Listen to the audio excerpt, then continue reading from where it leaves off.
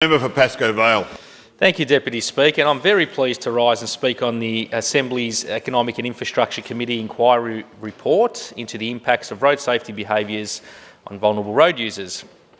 Deputy Speaker, as I said in my first speech to Parliament and through subsequent contributions, with many more young families and elderly residents now calling Pascoe Vale, Coburg and Brunswick West home, I'll remain committed to improving road safety for all local commuters, including transport and gig economy workers, people who ride bikes, pedestrians, young people, parents with prams, people with disability and mobility needs and motorcyclists, amongst many other vulnerable road user cohorts which this inquiry very much considered. That's why I and my local community across Merri-bek were genuinely enthusiastic when the Parliamentary Committee sought to undertake this inquiry from March 2023 into safety behaviours, road safety behaviours and their impacts on vulnerable users following on from the COVID-19 pandemic.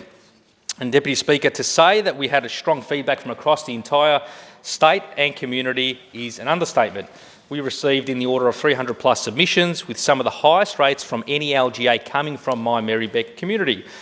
We held 6 public hearings, including one on the 9th of August, where I was very pleased to have welcomed the committee members to the Coburg Town Hall for a dedicated local hearing, where we heard from numerous experts, local community stakeholders, advocates and residents about how we can work together to make our roads, streets and suburbs safer for all. And Deputy Speaker, across the course of the inquiry, we considered a significant amount of evidence that helped us reach the 61 findings and 56 recommendations contained in the report, which included finding 1, which identified that while there is a lack of published supportive data,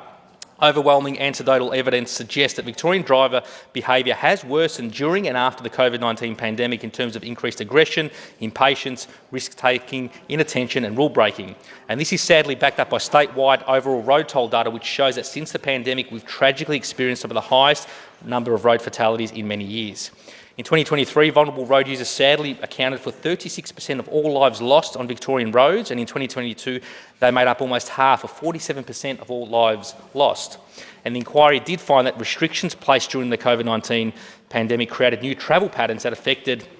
how Victorians used roads during and beyond that period, specifically through lower public transport patronage and increased preference for people to travel by car, greater walking and bike riding participation and more delivery workers on our roads. And in my community, these issues were very much amplified given we're sadly home to some of the highest rates of vulnerable road user deaths, injury, accidents, close calls and near misses, much of which was reflected in the submissions from Merri-bek Council and many other stakeholders which I'll like to acknowledge, who participated throughout the hearings and included, of course, Walk on Merri-bek, the Merri-bek Bicycle User Group, Coburg High School Walking and Riding Subcommittee, Safe Walking and Access over Murray Road Swarm Group, Safe Access over Bell Street Bridge Group, the Central Coburg Traders Association, the Brunswick Residents Network, the Pascoe Residents Action Group and many other stakeholders, including the Transport Workers Union, the TWU, the Rail, Tram and Bus Union, the RTBU, and Road Safety Australia's rider program, each of whom and all the others who contributed I acknowledge and genuinely thank for their contribution and advocacy efforts, because it was this evidence that informed 56 recommendations, many of which go directly to responding to local priorities and needs, including recommendation 1, the development of a road user hierarchy that prioritises the safety of vulnerable road users, recommendation 2, which is about reviewing the flexibility of speed zoning guidelines with the aim to decrease suburban rat running and reduce speeds around schools and arterial roads within activity centres. Recommendation 27, which is about reviewing the locations of pedestrian crossings on arterial roads to ensure that there are regular crossings linked to public transport stops, activity centres and schools. Recommendations 22 and 21, which are about investigating opportunities for vulnerable road users to self-report minor crashes, near misses and improving the integration of Victoria's road safety data sets and the timely publication of road safety data. Recommendations 4 and 6 went to the establishment of a vulnerable road user advisory group to contribute and help inform road safety interventions and placing greater emphasis on safety of vulnerable road users in future road and urban infrastructure design strategies. And there was numerous other recommendations which covered quite a lot of other vulnerable road user cohorts. Of course, as a government, we've been investing significantly in my community to address many of these issues, including through the Coburg Level Crossing Removal Project, the Upfield Active Transport Corridor, $2.2 million for Gaffney Street,